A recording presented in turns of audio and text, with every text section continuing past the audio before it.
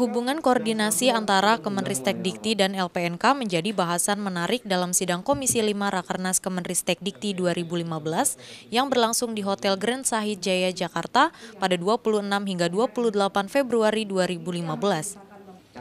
Sidang Komisi 5 yang diketuai oleh Dr. Insinyur Muhammad Dimyati MSc ini juga membahas persoalan lain terkait arah kebijakan penataan organisasi LPNK. Narasumber yang dihadirkan dalam sidang Komisi 5 adalah Deputi Bidang Kelembagaan dan Tata Laksana Kemenpan dan RB Rini Widiantini SH MPM. Beliau memaparkan mengenai redefinisi dan reposisi LPNK berdasarkan Undang-Undang Dasar 1945 dan Undang-Undang 39/2008, pola organisasi LPNK, koordinasi, perubahan organisasi, dan penataan kelembagaan.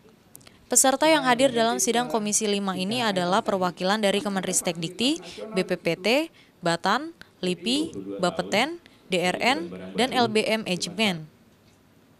Setelah terjadi diskusi yang cukup panjang, sidang Komisi 5 akhirnya merumuskan 3 poin rekomendasi. Hasil rekomendasi tersebut dipaparkan oleh Ketua Komisi 5, Dr. Insinyur Muhammad Dimyati MSc dalam presentasi hasil sidang komisi. Komisi 5 yang dipercaya untuk membahas tema penguatan LPNK Ristek-Dikti ke depan. Isunya tidak terlalu banyak dan kita sepakat untuk meringkas isu yang tidak terlalu banyak itu menjadi tidak banyak lagi, yaitu 3 isu saja. Walaupun ini sebetulnya tidak ada korelasinya dengan besaran anggarannya ya Pak Badino ya, tetapi karena dibatasi LPNK Ristek-Dikti, maka diskusi yang berkaitan dengan litbang yang ada di kementerian terkait tidak kita elaborasi. Dan dari sejumlah yang diharapkan hadir oleh panitia, ada sekitar 34 yang concern untuk ikut terlibat dalam diskusi dengan representasi dari masing-masing LPNK dan tentu juga teman-teman Ristek-Dikti. Kita mulai dengan mendengarkan presentasi dari SK Deputi Kebijakan dari Kementerian Pan-RB, kemudian presentasi dari Deputi Kelembagaan Kemenristek, dan terakhir presentasi dari Seskama LIPI. Selain 3 presentasi ini, teman-teman dari BSN menyampaikan masukan presentasi yang tidak dipresentasikan, dan itu menjadi bahan untuk merumuskan isu-isu yang akan saya sampaikan, yang tentu mempertimbangkan berbagai masukan dari floor. Dari 3 isu yang kami bahas, isu pertama adalah berkaitan dengan hubungan koordinasi antara Kemenristek-Dikti dengan LPNK.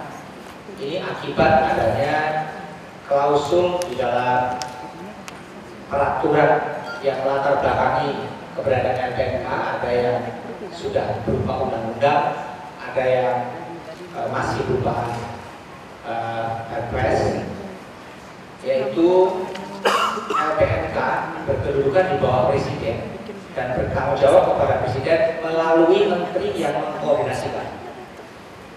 Klausul ini mengakibatkan hubungan koordinasi antara Kemenristek-Dikti dengan LPNK menjadi pada posisi yang kurang tegas, dan untuk itu Flora mengusulkan ke depan perlu dilakukan peningkatan implementasi koordinasi antara Kementerian Ristek-Dikti dengan LPNK, di mana kementerian melaksanakan urusan pemerintahan, sementara LPNK melaksanakan tugas spesifik tertentu yang bersifat keahlian. Ini mengacu pada bahan presentasi dari teman-teman Kemenpan yang diambil dari berbagai prinsip kelembagaan. Dan sebagai penanggung jawab untuk segala tindakan ini adalah nanti teman-teman dari Sekjen, dari Ditjen Penguatan Risbang dan Ditjen Penguatan Inovasi. Kemudian untuk usulan yang kedua, pada isu yang pertama juga perlu segera disusun mekanisme dan tata kerja hubungan antara Kemenristek Dikti dengan LPNK di bidang pengkajian dan penelitian agar terjadi sinergitas yang maksimal. Ini dari beberapa fakta yang menyebutkan bahwa kondisi yang ada ini menunjukkan belum optimalnya sinergi antara LPNK dengan Kemenristek Dikti. Pelaksana rekomendasi ini masih sama, Sekjen, Ditjen Penguatan Risbang dan Ditjen Penguatan Inovasi. Kemudian isu yang kedua, penguatan LPNK di masa depan. Ini termasuk hubungannya dengan perguruan tinggi setelah kita menjadi satu keluarga besar Kemenristek Dikti. Dari isu ini ada beberapa rekomendasi atau usulan yang berkaitan dengan isu tersebut. Yang pertama, LPNK direkomendasikan tetap dalam bentuk seperti sekarang, yaitu menangani tugas spesifik tertentu yang bersifat keahlian dengan fokus pada fungsi pengkajian atau penelitian. Fokus ini menurut Menpan ada 3 atau 4 macam fokus, dan LPNK kita itu berada pada fungsi fokus ini, sehingga rekomendasi inilah yang diambil oleh teman-teman. Dan yang kedua, Kemenristek Dikti direkomendasikan untuk lebih memperkuat dan mengimplementasikan fungsi koordinasi terhadap LPNK, utamanya dalam hal perencanaan program dan anggaran. Ini termasuk nanti program anggaran berkaitan dengan mendorong publikasi, paten, dan sebagainya tadi dibahas oleh berbagai komisi itu, termasuk monitoring dan evaluasi, pelaporan dan penyelesaian masalah strategis. Rekomendasi ini juga diambil dari tayangan utama yang disampaikan oleh teman-teman Menpan RB yang di-underline oleh Deputia atau Deputi Kelembagaan Menristek yang tadi disampaikan sebelum Jumat. Kemudian yang ketiga, pelaksanaan koordinasi perlu ditata lebih reguler dan berlanjut. Selama ini perlu diketahui bahwa koordinasi itu terjadi sangat tidak konstan dan sifatnya lebih banyak dalam tanda petik informal melalui komunikasi seperti komunikasi dan sebagainya, sehingga teman-teman LPNK meminta agar bentuk koordinasi yang reguler dan berlanjut ini menjadi salah satu pemicu untuk menumbuhkan sinergitas yang maksimal. Kemudian usulan keempatnya adalah perlu segera disusun bisnis proses yang lebih rinci antara LPNK dan perguruan tinggi sebagai bagian dari Kemenristek Dikti, termasuk dalam hal optimalisasi sumber daya yang dimilikinya.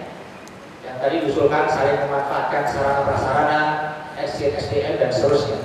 Ini sampai sekarang teman-teman LPNK merasa perlu merumuskan dan formulasikan bisnis prosesnya seperti apa. Dan penanggung jawab untuk melaksanakan rekomendasi ini adalah teman-teman di Sekjen dengan didampingi sesama di masing-masing LPNK.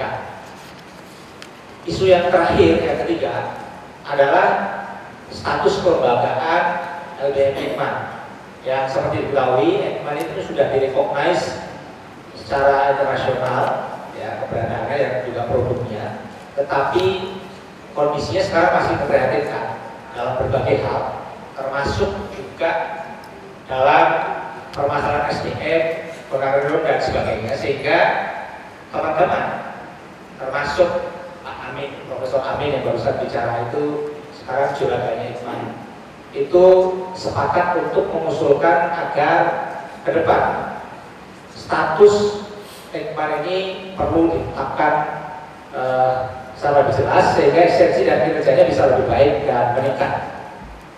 Inilah 3 isu yang dibicarakan dan disepakati oleh teman-teman di Komisi 5. Semoga ini menjadikan kinerja LPNK lebih baik dan hubungan LPNK dan Universitas Dikti lebih harmonis sehingga kinerja secara keseluruhan Universitas Dikti akan meningkat. Seperti yang disampaikan Profesor Sudarto tadi, ada satu ungkapan pantun, saya mencontek saja, melepas dengan santun berhormati, kita terlambat dalam berdebat. Selepas bergabungnya Ristek Dikti, perguruan tinggi dan kita semua harus semakin hebat.